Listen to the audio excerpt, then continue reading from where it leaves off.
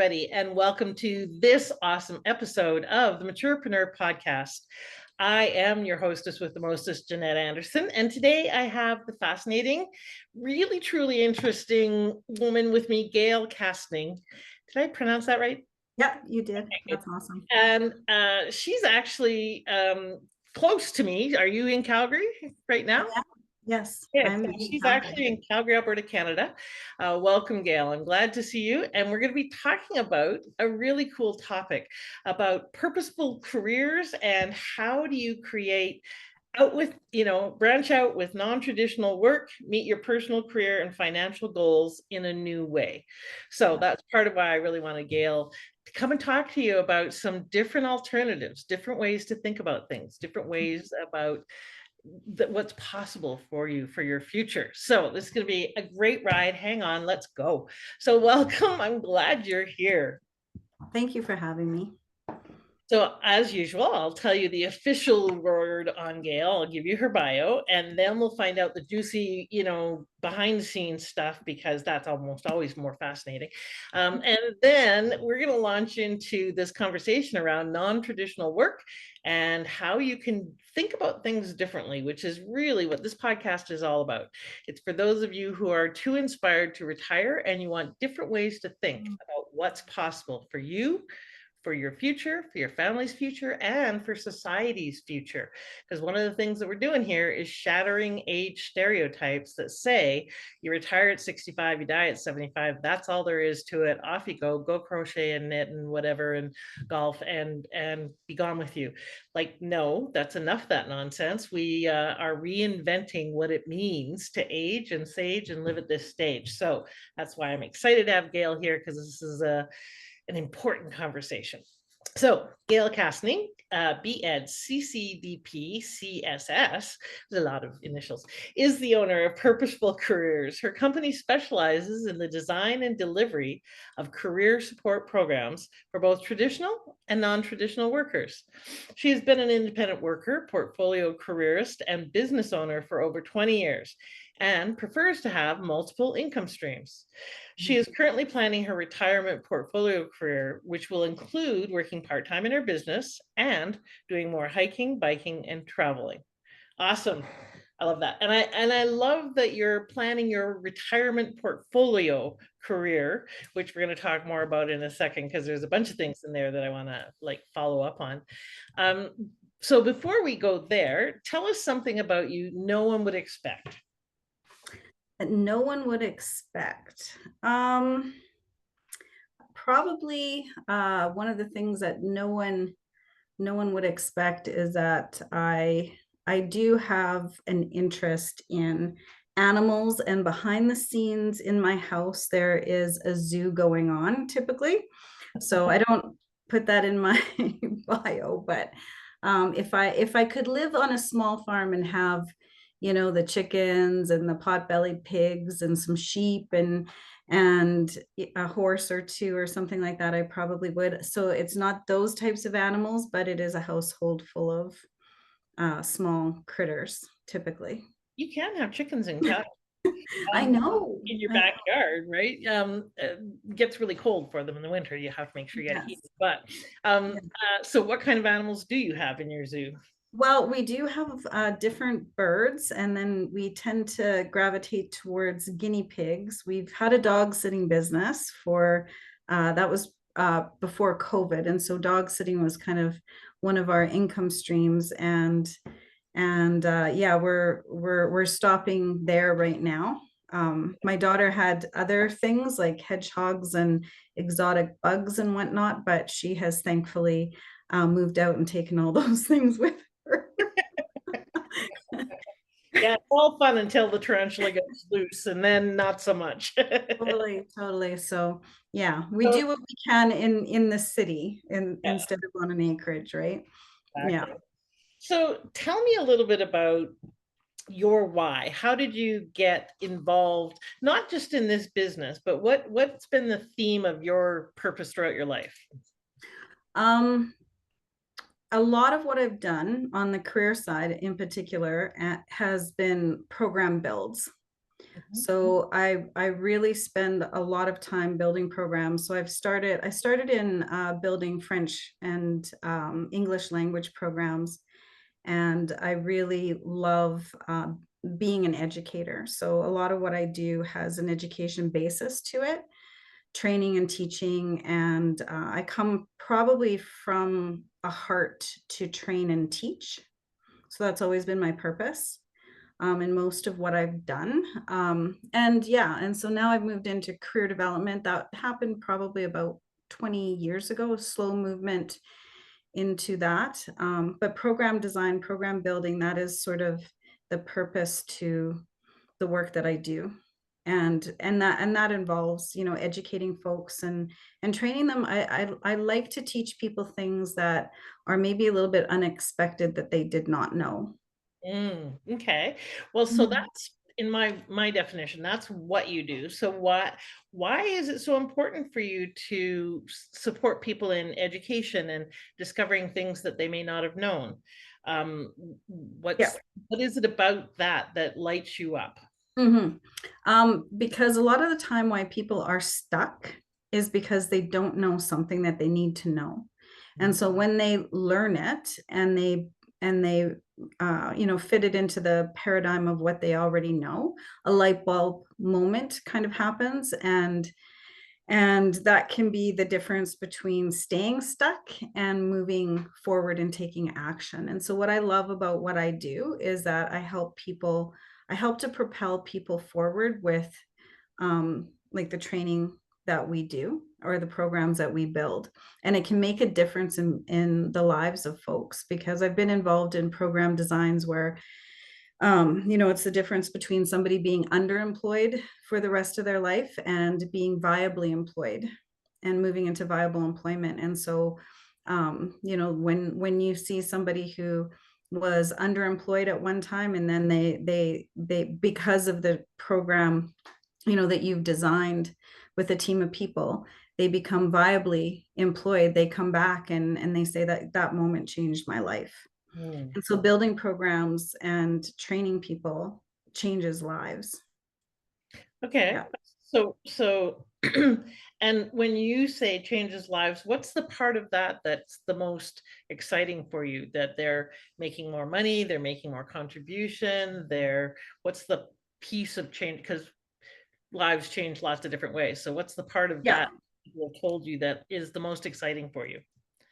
The most exciting is not being stuck anymore. Okay. So it is again moving out of stuckness All right. because So people can stay stuck for a very, very long time yeah. because they either never encounter the information that they're supposed that they need to have, or they don't learn what it is that's going to move them forward. So in education, it's called unconscious incompetence. And so sometimes people are unconsciously incompetent and they can't move forward. And so what I love about that light, it's the light bulb moment. So when you become consciously incompetent, you realize you're incompetent, and that's possibly the reason why you're stuck is because you didn't know something, or you didn't build a skill, or you didn't build you know, some experience that you needed to have, or something of that nature. So you stay stuck, and you don't know you're stuck, or you don't know why you're stuck. And in some cases, people live in that for a very long time and Mhm. they don't know how to get out of it because they're not aware Mhm. of that. They might not even be aware that they don't know. Then when they build an awareness that they don't know, that's when people start seeking out information if they actually want to change. If they don't want to change, then they don't bother seeking out information, but they're aware of their incompetence. And so there's a moment in that movement where it's that what we call that light bulb moment, where Mhm. that light bulb goes off, and then but then we're faced with that choice of, do we want to, you know, move forward and change, or do we want to stay stuck? Mhm. And that's that nugget in there. And so I love it when people you know, become consciously aware of their incompetence or why they're, you know, not able to move forward, And then when they make that decision to take action, that's where we come in. Mhm. That's like a jewel of a moment. Okay, so so how I would frame your why is that I love helping people become aware of their incompetence so that they can have a light bulb moment, get the understanding and awareness they need to and skills so they can get unstuck, Yep. get into action, and be the difference that they're here to be. Yep. We help them with that moment. Yeah. Kind of what to do with that moment. So you can write that down for me because that sounded really good. Yes. So really, your purpose in life is to help people understand that they're incompetent. I love it. And, Yeah. You don't leave yes, them there. You don't leave them there. I get that. no, I'm we don't just leave them kidding. there. I'm just kidding. Um, Yeah. but it starts there. It starts with that awareness of there is a block. There is something I don't know that is keeping me stuck. There is something that I'm not doing, don't know, I'm not capable of right now, but I want to be unstuck. And so therefore I need to figure out what that is, what's hooking me and holding me back. So Yep. it's super important to figure that out and to have people to help because we can almost never see it. It's right on the end of our nose, right? And so we can't see and don't know what we don't know, which is Yep. the thing that usually keeps us stuck. Um, and so tell me a little bit about your journey as an entrepreneur. So did you come from corporate? You've been in a business owner for 20 years. How did you make that transition? Hmm. So I've had 4 different career changes, but the most recent, the not the mo- well, the most recent career change was moving from working in international, in an internet, designing international student programs in education to moving into career development and working on contract. So I Mhm. started working on contract in second language programs as well as career development related programs. So I moved out of working in a full-time, well, semi-permanent position. Every year, had to sign a new contract in education, but um, decided to leave education. That was a big decision and move into contract-based work. And so I was an independent worker working as a solopreneur, self-employed Mhm. for the first part of um, my journey into like full-on entrepreneurship. So it started as an independent worker, so freelancing, contracting, and then consulting. That's how I started. So kind of that solopreneur idea. So independent workers and well, independent workers and solopreneurs are slightly different in my definition of the words, but freelancing, contracting, consulting. So you're working for other people. You're coming in and consulting. You're coming in and doing some contract based work. I used to do facilitation. I would do some freelance design work, and I started consulting on building international student programs. Okay. And so Yeah. while we're on that, the distinction for you is that if you're an independent worker, contractor, you're working for people on their business with them Mm. on their content, their business. If you're a solopreneur, you're working on your business, even if you're doing it in other people's businesses. Is that true? Yes, so that exactly. So when you're the independent workers, the freelancers, contractors, consultants, you're aligning yourself to another business and their needs. But when you're a solopreneur, you've got a specific service that you're offering or a product. In some cases, there'll be a combination of both. So it could be that speaker who's going out and speaking, selling a book, maybe doing some teaching, something of that nature, but they're teaching their own content. They're not teaching somebody else's content. So they're not coming in as a contracted facilitator or instructor to teach somebody else's content. They've got their own content, selling it out into the public, doing B2B or B2C marketing on their own stuff. Right. Yeah, Okay. that's the solopreneur.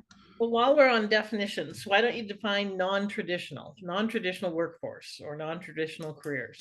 Yeah, so non-traditional workforce is not traditional. So traditional, obviously. So the traditional workforce is full-time permanent roles within organizations. And so that's a traditional job. Often it's 9 to 5, Monday to Friday, could be slightly different, but the difference is it's permanent and it's full-time.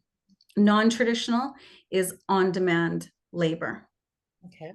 So it's not permanent, possibly not full-time, although it can be full-time, but there's going to be a distinct end to that work. Mhm. And so you can be a non-traditional worker and be an employee, or you can be an independent worker. So you could be an employee working on demand. So you're casually working, or you're on call, or you're part-time, dialed up and dialed down, which I'm seeing a lot more of that in the market, especially, in retail. Part-time hours, dialed up, dialed down. Every week might be different. And then the self-employment side of it is, again, when you come in as that freelancer, contractor, consultant, and typically working task-based or project-based work. Okay.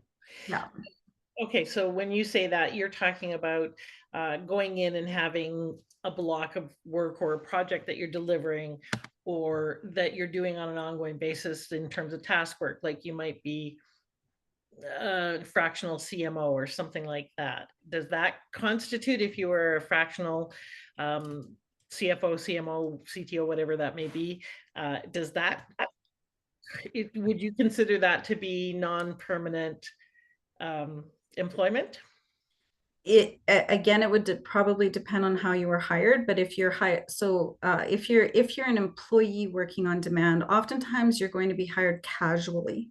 Mm. You might be classified as a casual employee so that they can dial your hours up or dial your hours down, or you'll be part-time, dialed up, dialed down.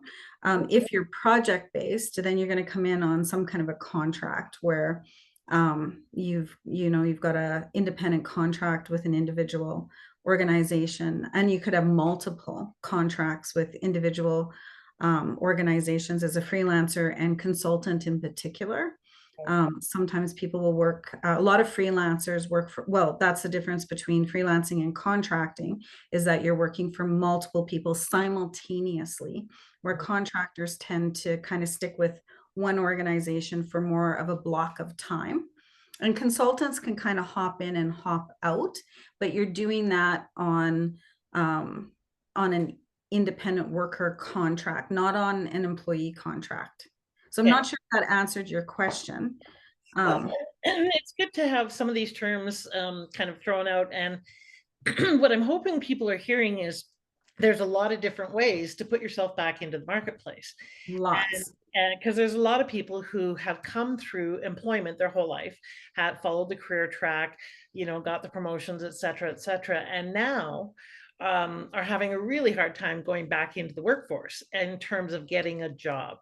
I've got an associate who's sent out over, she's highly qualified, got tons of skills, interviews well, has great background and experience. She's sent over 300 resumes out and done 27 interviews and cannot get hired. Uh, Mhm. she's 61, 62. And Yeah. of course, they can't come right out and say it's because you're older. It's Mhm. because, but she's highly qualified, and 27 interviews would tend to say that she has obviously got desirable qualities and traits. It's not till Yeah. they meet her that they say, oh no. So ageism is alive and well in the corporate world, as we know, and in the world in general. And so how do people who are in the non-traditional workforce work around that? Right. So, well, like typically the first thing I always say to people is we really do need to figure out how to align our message to to the audience, like when we are out and about and we are interacting with organizations and employers, because as we move more into our late stage career, we have to kind of think about, well, what is our value and benefit in the workforce? Just like when we're coming in and into it's always at every single stage of our career, we're going to meet up with some type of challenges in terms of the hiring process, because at the very beginning stage, it's, we don't have enough experience. We're not going to hire you because you are too young. We don't have enough experience. You're going to be on your phone all the time, et cetera, et cetera. Mid-stage career, you know what, you're going to be starting a family, you're not going to want to work overtime. And so we face it at every single stage of our life, that there's not going to be that alignment with the employer. And so we really do have to think about what is our, like, what's the value and the benefit that we bring in, and really be able to communicate that. Number one, we have to know what that is. So we've got to know, what are the needs of the employers, you know, what are they struggling with, and how can we help them solve these problems.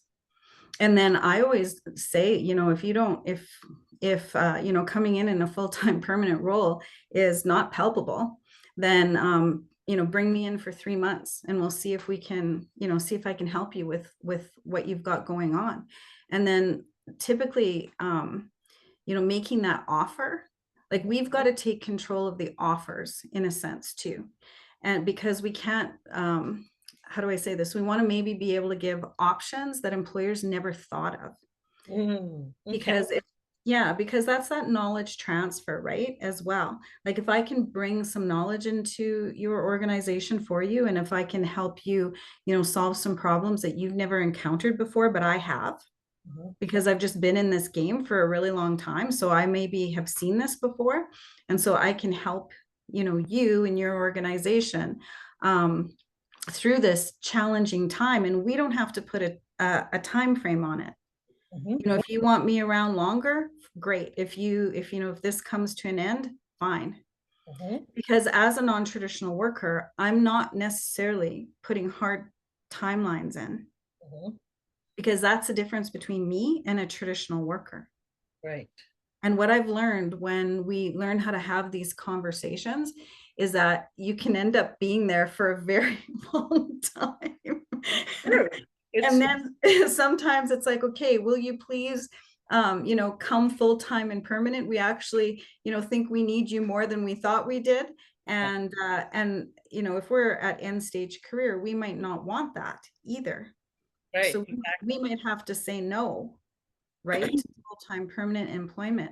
Because when I think when um, we're at end stage career and we're going to interviews, what if an employer is looking at, you know, having somebody for longer than 5 years, and they're thinking this person's just going to retire on me after I get them onboarded, you know, and I spend all this money in onboarding, then you know, I can understand as a business owner that that might not be a good fit. Mhm. But yet at the same time, I don't hire full-time permanent people. I hire all independent workers. Right. And I had to pull somebody out of retirement to convince them to work for me. Yes. Well, there's a very important point there that I think when you're going in to have these conversations with an employer or slash client, because if you start shifting the thinking to this is Yep, a prospect or a client, you're going to kind of address it from a more business oriented perspective. Um, it- absolutely. that that boomers will actually likely be with the organization, boomers and Gen Xers will likely be with the organization longer than if they hired a millennial in the same position. Millennials tend to move every 2 to 2.5 years. A boomer will stay with you until they don't want to be there anymore. But in most cases, that could be another 10, 20 years because many of them are not, retiring until they're in their 80s, never mind 60s or Yeah, 50s, right? And so, in all likelihood, statistically, hiring an older worker will have you have less onboarding costs than and turnover than if you hire younger workers. Not always, but statistically, that's the case. So, mhm, like businesses and employers need to get with what is, not with what the notion of what was. Um, absolutely. so there's a bunch of questions that I have here, but let's go back for a moment to take control of the offers because I think that's a really important mind shift. Um, and maybe we'll preface that with when people are thinking of becoming non-traditional workers, be that a consultant or a freelancer or whatever it might be, likely they're selling their expertise, their skills in some capacity. Um, how entrepreneurial do they have to think in order to be successful at that? Because again, are we talking about they really are an entrepreneur? It's just we don't call it that. Um, or is there some kind of middle ground where they don't actually have to be very entrepreneurial? Because I think there's a lot of people who, when they retire or are not working anymore, Mhm, may not think of themselves as entrepreneurs. So maybe mhm. they think that they have an option because they can't get employed and they're not an entrepreneur. So how entrepreneurial do they really need to be successful in the non-traditional workforce? Okay, that's an excellent question. So my answer to that, when I'm training folks, is the entrepreneurial mindset can be taught. So if you, because if when people do certain types of assessments, there are folks that will come out more entrepreneurial than others. Like that is just the way it is. However, an entrepreneurial mindset can be taught. Now, I've worked with folks that are contractors and consultants that when you ask them if they're an entrepreneur, they will say, I'm not an entrepreneur. I very much do not have an natural entrepreneurial bent yet. They are still, professors at universities, and they're working contract-based work, and they have to, approach that a little bit differently than a traditional full-time job. And so you can choose projects and independent work that is also less entrepreneurial, Mhm, right? So you can kind of do that sort of fit. mhm, Then there's folks that are very entrepreneurial, and they'll use independent work kind of as that stepping stone into moving into business ownership and starting to hire people, mhm, because that's another level. That's more, you are an entrepreneur, and most entrepreneurs are also bringing something new into the market, and so they're innovative as well. And the innovative entrepreneurs that are hiring people, like that's full-blown entrepreneurship. But having an entrepreneurial mindset does you well when you're an independent worker, because you have to start thinking about, you've got to, you move into considering marketing, talking to people, networking in a different way, branding yourself as differently than when you were that full-time employee.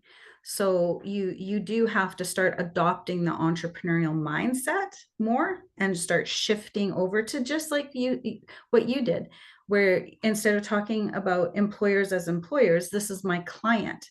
So just that shift alone starts moving your mindset into more of an entrepreneurial mindset. So it is something that can be learned. Some people more entrepreneurial than others? Absolutely. You can adopt a lower, I'm not quite sure how to say it, but more of a low risk independent worker model mhm. for your business, or you can go a little bit more of a high risk, a little bit more entrepreneurial with the way that you drive your independent career. Right. Well, Yeah. and I'm going to give you my opinion, and that's that every person on the planet is an entrepreneur, whether you're employed by someone or not. If you're employed by them, then you're an intrapreneur.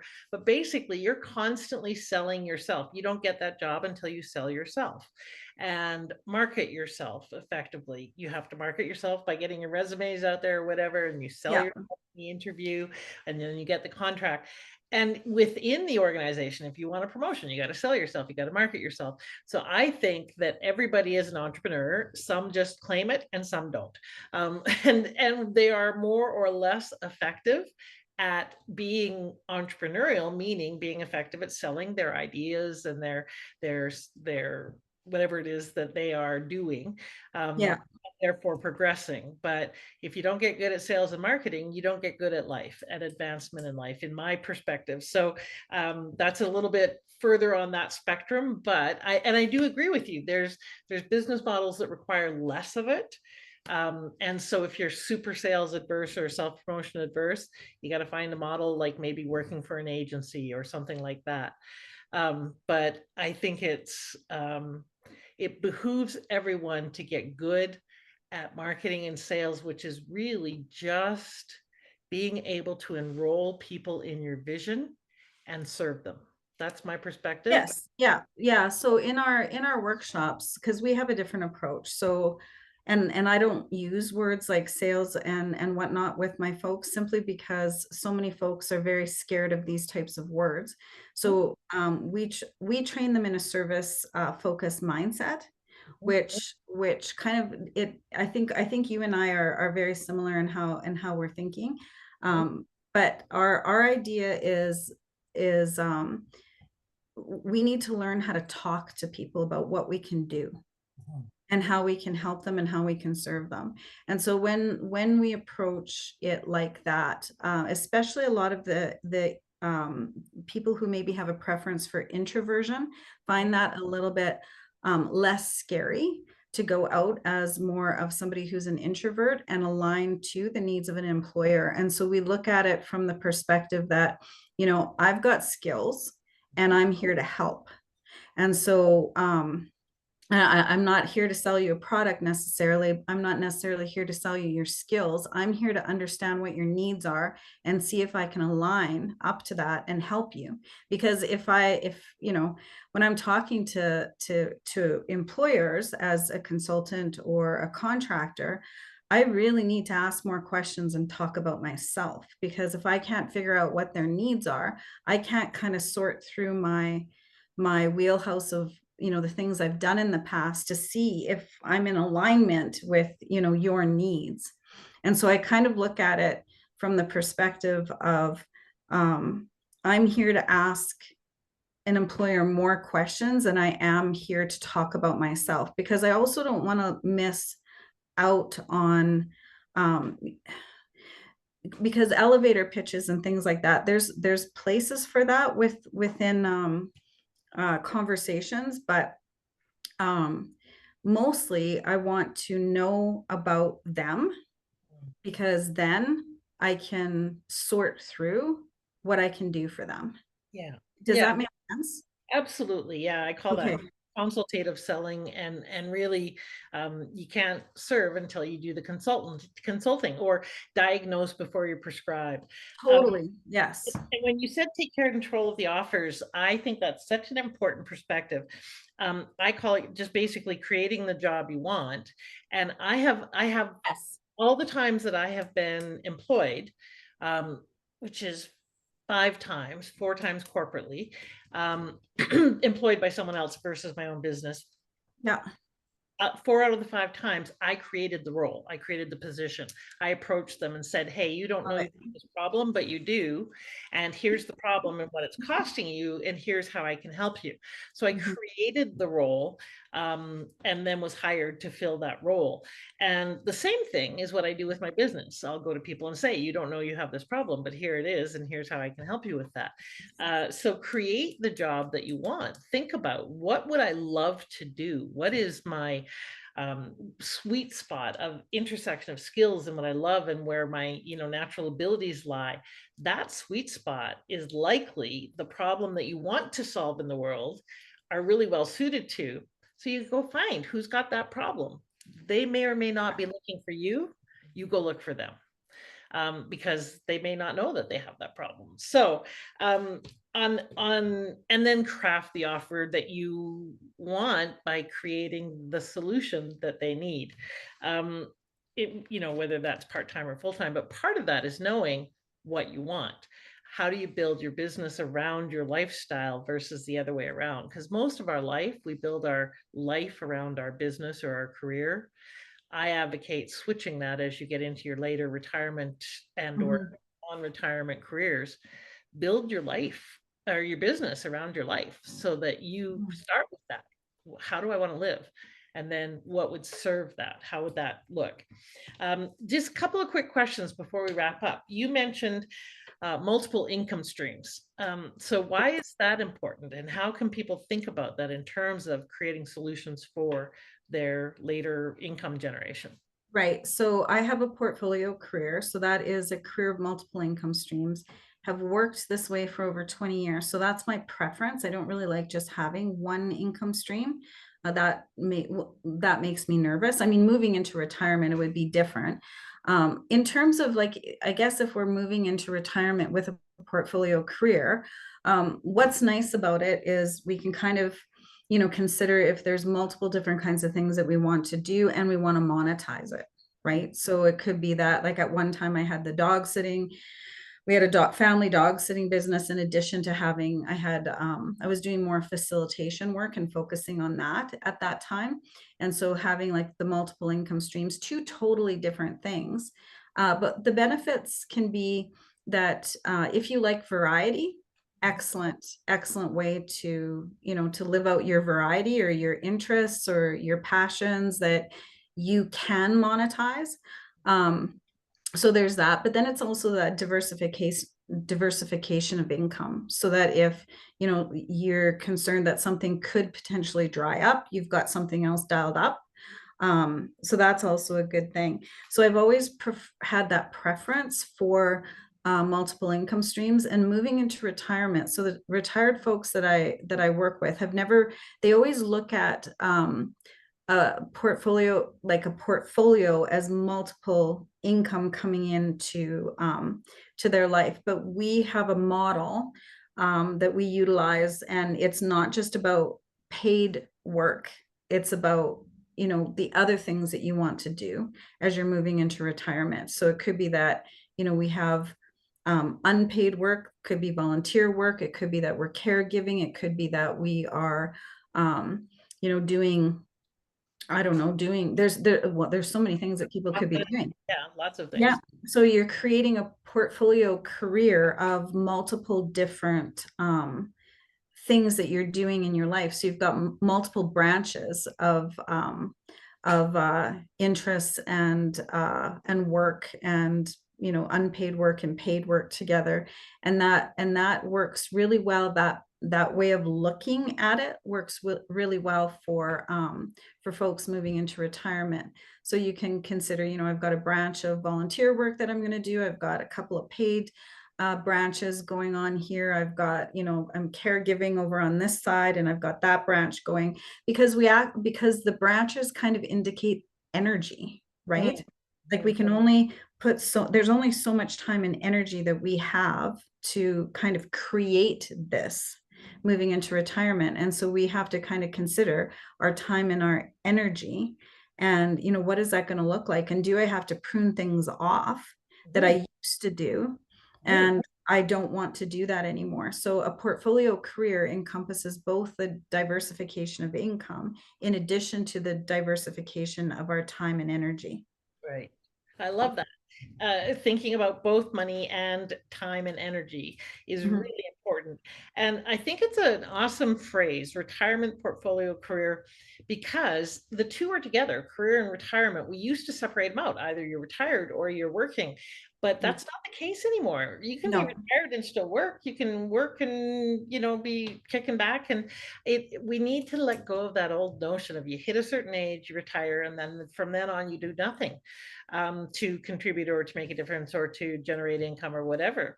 Yeah. Well, you just keep going until we don't, and we could do whatever we want, including make $1 billion or create a global nonprofit, whatever we want. Speaking of that, you got funding from government funding to support you in creating programs for entrepreneurs. That's something that's another option in terms of getting money in the door. How, like, on a scale of 1 to 10, how hard was that? And are you a nonprofit? Were you able to? No. Okay. No, I'm not a nonprofit. I'm a service provider. So I've been a service provider to the government of Alberta in the past. And that was going after RFQs. So there's RFPs and RFQs that you can go after, and that could come from different funders. Yep. So different funders across the province. And so there's that as an option when it comes to looking at your skills and what you can do. It might be a little bit more challenging to as an independent worker, but as an independent worker, just like working solo, I was able to get contracts answering RFQs as a facilitator in my industry. So that was career development. But again, it depends on people's skill sets and what types of RFPs and RFQs are coming down the pipe in the area of what you can offer and how you can become a service provider. So I'm a service provider to the government of Alberta. The funding that we currently have came from funding with the Canadian government as well as a provincial government simultaneously together. And I tend to prefer doing unsolicited proposals. Mhm. So, and that's something else that people can do with different funders is make suggestions if you see a gap in the market that needs to be filled. And so that's what I did. And I mean, you're taking a risk. You don't know whether or not you're going to get funding. They can say yay, they can say no. They happen to say yes in our situation. So we proposed a pilot project to support people that are in that gray area because there's funding for career development support like resume writing, interview skills, etc. There's folks out there that get funding and that provide that support as a service provider to Albertans. And then there's business. So there's funders who will fund service providers that come in and supply support to businesses. And then there's a gray area, and that's the non-traditional workers. And I identified that a long time ago because I found it hard as a non-traditional worker to find career support for me, Right. career/business support. And so that's the direction that I went in with the pilot project, is to determine whether or not these needs are out there. And we are determining with this pilot project that the needs are there. But funding is something that you have to really consider whether or not you want to go after existing RFPs Mhm. or if you want to approach a potential funder with an idea. Well, that's another great example of find the gap and fill it. Mhm. It's a brilliant way that you saw a gap in the market based on your own experience, which is how a lot of gaps get identified, is we Yeah. struggle with something and therefore we go, well, we need to fix this. That's the whole reason I'm creating the Maturepreneur World, is there are big gaps. There are no events for us. There are no networks for us. There's no communities. And it's like, no, that doesn't make any sense. We need all of that. So that's where I'm creating something that doesn't exist yet or much. And speaking of which, if you are looking for a community to support you in either getting going or keeping going, so launching your next venture, whether it's non-traditional work or creating a business or creating a nonprofit or keeping going, you've been an entrepreneur who's been in the trenches for a while, business owner, and you're a little pooped. You might be a little distant from your why. You might be wondering what to do to scale your business. You might be wondering, how do I exit from this? If you are in any of that situation, Mm. please go to maturepreneur.world and join the network. It's a community of people like you who are 55 plus and hashtag not done by a long shot. And it's Love a it. low cost community, because one of the big things we need as older people and as entrepreneurs, and just in general, when you're trying to create and build something, is a community that gets you, that supports you, that has your back, encourages you, provides practical resources and connections. And that's what the Maturepreneur Network is. So please go check that out. Now, back to you. Where can people, speaking of checking out, where can they find out about your courses and programs? Yeah, so we are on Eventbrite. So you can find us on Eventbrite, Purposeful Careers, if you look for us there. We also have Purposeful Careers with an S.ca. And if you go to our website, we've got a page called Branch Out. Mhm. And all of our Branch Out workshop series are on that page. We've got 3 2-day workshops right now to support independent workers or people who are considering freelancing, contracting, and consulting. We take you through a business canvas with the second workshop on building out your business, just a plain business canvas, getting people started with that. Um, For as those a who don't know what a business canvas is, just define it real quick. we work on 4 quadrants. So we work on 4 quadrants in our canvas, and one is learning how to, find those employers and so there's a marketing side to this. There's a negotiation and a financial side. Then we also take a look at really digging into your skills, experience, and knowledge, and looking at that and figuring out how to package that into an offering. And then learning how to talk to employers and having those service focused conversations with them. So we get you started on a little bit. It's not high level, but we don't do as deep of a dive as we want to, because we've only got 2 days, but we get you started with a business canvas and activity booklets to get you going, so you actually take action. And then there's a third workshop with the portfolio careers, so training you how to diversify your income streams potentially. And then there's one workshop just on non-traditional work. What is it? How can I utilize it to meet my personal career and financial goals? So kind of just that, beginner level. I'm not sure how I want to jump into this non-traditional workforce, but we train you in how you can, either as an employee or as an independent worker. And so those are the two-day workshops. All right. So you can go to Purposeful Careers with an s.ca Yeah. or to Eventbrite and look up Purposeful Careers as well.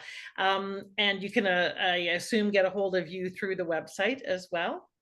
Yeah, you can do that too. You can also reach out to us at info@purposefulcareers.ca if you've got questions. And then either myself or my project manager, Miriam, will respond. That's another option too. And what's the are these courses, these virtual courses, just for Albertans, or can anybody from anywhere join? Okay, excellent question. So right now we've got funding only to support Albertans for free. So you can come to these workshops for free now, and I highly recommend that you do that, because this pilot project is ending January 2025. So you'll only be able to hop into funded workshops until January 2025. We're hoping for an extension, but we have not determined that yet, so that we can extend funding and offer for free for a longer period of time. Others can buy the course? No, not at this time, because we're piloting at this moment. Oh, yeah. then. However, because you have multiple career tracks, I'm willing to bet that if some of you wanted this course brought to your state or your province or your community or your whatever, you could probably reach out to Gail and create a contract for her to deliver this content. So I suggest that you do that. This would be another one of those examples of, if the situation doesn't exist, then make it exist. Get it working. All right, Gail, I know you got to go to another meeting. What's one last piece of advice you'd like to leave everyone with about, how to think differently about all of this? Yeah, I think it's just sort of time to shed that traditional way of looking at our careers and realizing that there's so many possibilities out there, that and starting to just talk to people who do things differently. I also have a blog, and in that blog are career stories of people who don't work normally. And I think I've had lots of role models and lots of mentorship with non-traditional workers and portfolio careerists in my life, that people just don't work normally in that traditional way. And I think that's the reason why I don't think I have to work traditionally. And so it opens up our minds. And so learning more about how people can work differently, be open to, sourcing out those different career stories, and really, talking to people that are not traditional workers. I love it. And that blog is available on the website. So please go to purposefulcareers.ca. Thank you, Gail, for being here. And thank you for being an advocate for people to create the freedom and the life that they want, built around their expertise, helping them to see that they can do it their way. Yes. Thanks so much. Have a wonderful week, everybody. And I want you to get busy imagining what your way could look like. Bye for now.